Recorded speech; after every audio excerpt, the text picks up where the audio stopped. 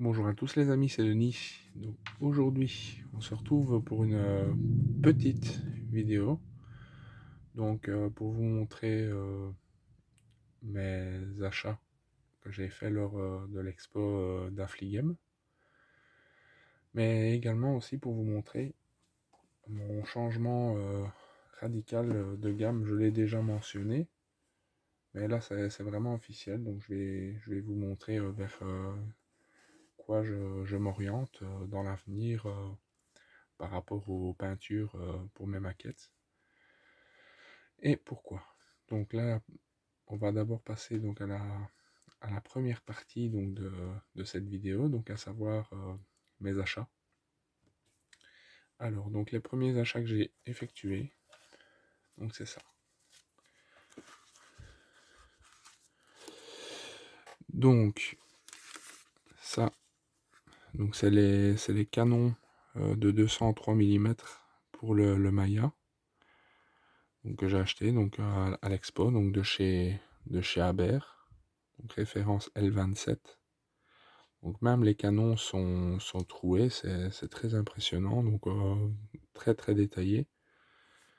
Donc c'est pour une série de bateaux japonais, dont le Maya.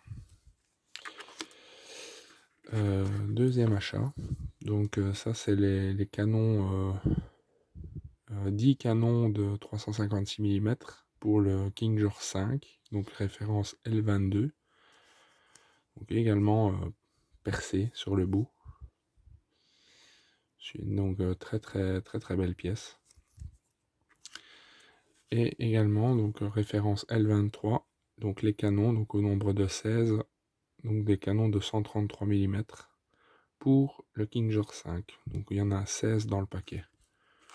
Et là il y a pile le nombre qu'il faut, donc il y en a 10. Donc ça c'est déjà les achats donc de détaillage que j'ai fait donc à l'expo. Alors mes autres achats. Les voici. Donc ça va. Donc c'est là les peintures qui vont servir à faire le Rheintochter R1 et ce set-ci, donc l'hélicoptère, donc l'Apache. Donc j'ai pris le set, je n'ai pas pris rien que la peinture parce qu'il est possible que par l'avenir que je fasse des autres hélicoptères parce que ça me plaît vraiment bien, je trouve. Enfin, moi personnellement j'aime bien. Donc, je vais vous montrer ce que comportent ces sets.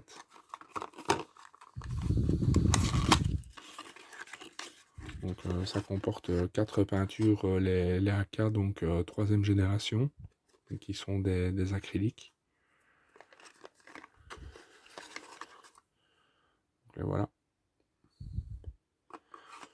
J'ai déjà eu l'occasion de les tester et franchement, elles sont canon ces peintures. Donc là, ce set là donc comporte donc le Dunkelgelb, le RAL 7028, le RAL 6011, le Reseda Grün, le 6011B Reseda Grün, donc en plus foncé, et le 8012 Rot-Braun.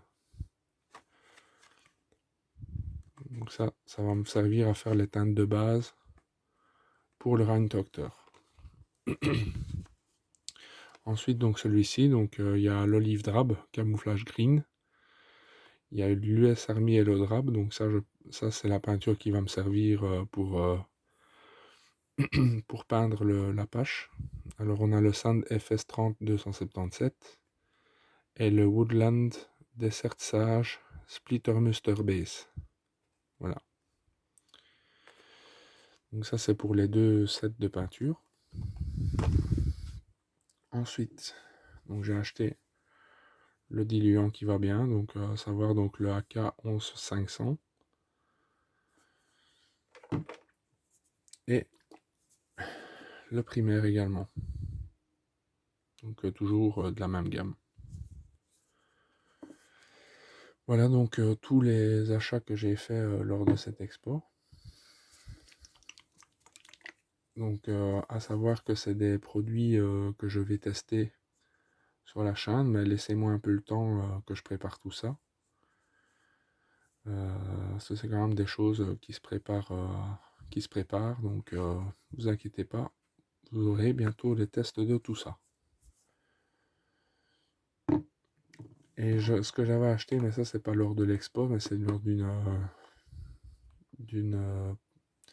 visite chez Expression Hobby, donc c'est le vernis VMS en mat que j'ai pu tester. Franchement, il est terrible. Fonctionne super bien. Je ferai une vidéo aussi rien que sur le mat pour vous montrer comment ça marche. Bon, deuxième partie de la vidéo, donc pour tout ce qui concerne mes changements de peinture, j'ai pris la décision radicale de ne plus me servir de lac. Il ne me faut plus du tout ça qui rentre chez moi. Donc ça ne rentrera plus du tout chez moi. Là maintenant je vais utiliser que des peintures 100% acryliques et éventuellement la Tamiya. Donc comme je disais, je vais l'utiliser de moins en moins la Tamiya, mais je l'utiliserai toujours parce que c'est une très très bonne peinture, elle ne sent pas énormément. Et voilà, donc ce sont de très bonnes peintures et pas de raison que je ne les emploie pas. Enfin voilà. Autre chose, j'ai... Ah oui non, ça je l'ai déjà dit. Autre chose, je vais donc comme je le disais, donc je vais dans un premier temps donc employer ces peintures-ci pour tout ce qui concerne le militaire et tout ce qui vole, et éventuellement d'autres maquettes si je le peux. Et pour tout ce qui est bateau, j'emploierai les peintures Life Color. Ou à mon avis, dans un avenir proche, je ferai certainement un retour d'expérience. Ça fait quand même quelques années que je les utilise. Ce ne sont pas des peintures qui sont faciles à utiliser, mais leurs teintes sont vraiment superbes. Superbes, très très fines. Franchement, elles sont vraiment pas mal, mais d'une teinte le problème avec ces peintures, c'est que d'une teinte à l'autre, vous avez une peinture qui est, dans un premier temps, soit trop diluée, trop liquide. Donc à ce moment-là, vous devez moins la diluer, ou bien vous passez une autre teinte qui est vraiment très épaisse. Vous devez vraiment très fortement les diluer, et ça, je trouve ça assez frustrant, mais bon. Quand on commence à avoir une bonne expérience d'utilisation avec un aérographe, ça ne pose plus trop de problèmes malgré les petites blagues que j'ai eues avec sa peinture. Mais bon, ça compense franchement la justesse des teintes de chez Life Color. Moi franchement je les emploierai, je pense que je vais les employer à l'avenir. Je vais également acheter donc ce set. Donc ce set ici. Je ferai le test également, donc c'est la teinte métallique pour les avions. Je ferai également donc ce test dans un avenir proche. Donc ne vous inquiétez pas. Et alors ce que je ferai aussi,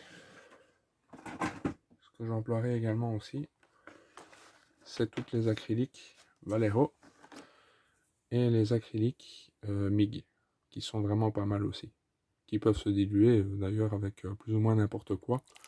Je ferai d'ailleurs un test pour vous montrer ça. Voilà. Donc à l'avenir, vous ne verrez plus de peinture lac sur la chaîne. Comme ça, c'est dit.